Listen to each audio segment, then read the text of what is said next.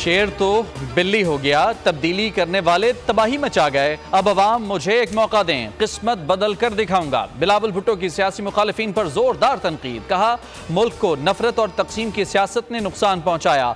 बुजुर्ग सियासतदान सियासत के बजाय दुश्मनी करते हैं, नहीं मालूम इनके इरादे क्या हैं। अवाम ने महंगाई लीग का भी असल चेहरा देख लिया।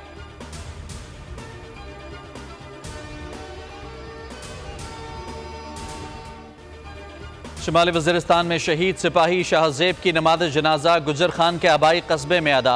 फौजी एजाज के साथ सुपुर्द खाक। नमाज जनाजा में सीनियर हाजिर सर्विस फौजी अफसरान, अजीज़ व अकारिब और अहले इलाका की शिरकत।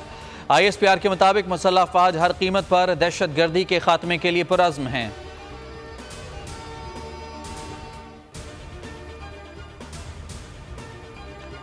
सऊदी वली अहद मोहम्मद बिन सलमान का इसराइल को हथियारों की फराहमी रोकने का मुतालबा।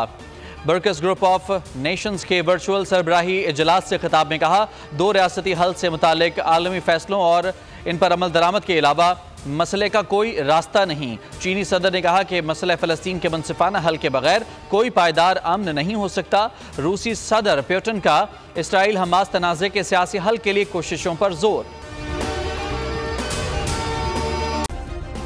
सब्सक्राइब करें और बेल दबाएं ताकि कोई खबर रह न जाए।